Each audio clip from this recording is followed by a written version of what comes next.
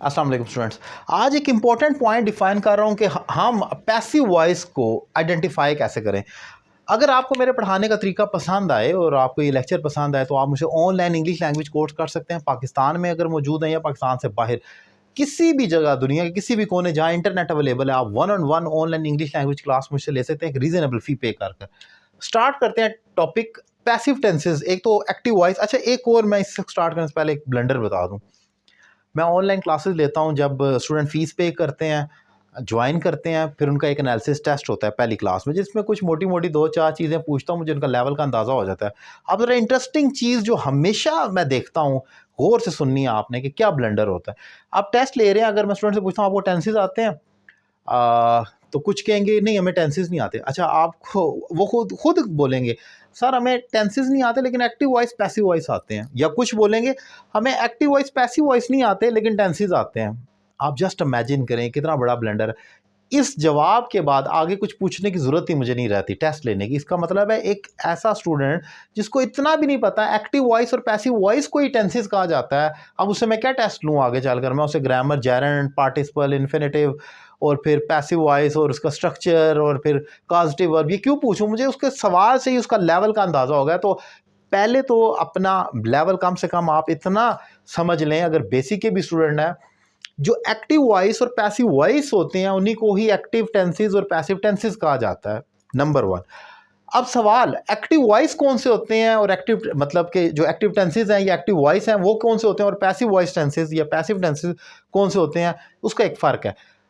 जिस फिक्रे में काम करने वाला मौजूद है वो एक्टिव है, और जिस फिक्रे में काम करने वाला मौजूद नहीं है और काम हो रहा है वो पैसिव है। अब वो कैसे है, ज़रा आज हम उसी चीज़ को सीखेंगे कि एक पैसिव टेंस को कैसे आइडेंटिफाई किया जाए। मेरी बनाई हुई ट्रिक को आपने फॉलो कर रहा है। नंबर 1, मैं 3 पॉइंट्स, ये मैंने अपनी जो इंग्लिश लैंग्वेज कोर्स की बुक है, अक्सर लोग मुझजसे पूछते रहते हैं। एक्चुअली मैं उसको इतना ज़्यादा एडवर्टाइज़ नहीं करता क्योंकि वो जितने की बुक हमें मार्केट से मिलती है हम उतने की आगे सेल आउट कर देते हैं, तो उसमें कोई बड़ी प्रॉफिट तो है कोई नहीं मेरा कि मैं उसको एडवर्टाइज़ करूँ। और सेकेंडली ये होता है कि फिर वो जब बुक दी जाती है तो उसकी पेमेंट पहले होती है, फिर लोग काले करके बार बार पूछना शुरू करते हैं कितने दिन में मिलेगी, कितने दिन में, तो उससे बड़ी डिस्टर्बेंस होती है।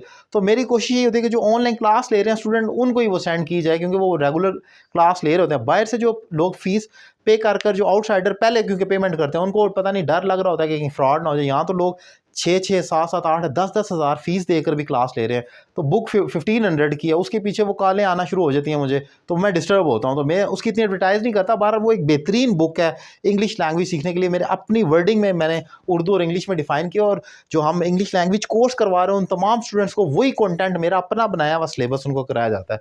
अब उस बुक में मैंने ये लिखा हुआ है कि हम पैसिव को आइडेंटिफाई कैसे करेंगे। सबसे पहले, ये मेरी बनाई हुई ट्रिक, नंबर 1, आपने सबसे पहले वर्ब को देखना है और फिर देखना उस वर्ब को परफॉर्म करने वाला अवेलेबल है। डूअर, डूअर कहते हैं काम करने वाला, जो सब्जेक्ट कह लें, डूअर अवेलेबल है या नहीं। अगर अवेलेबल है तो फिक्रा एक्टिव है, अगर अवेलेबल नहीं है, if doer is not available, ये पैसिव है। कैसे?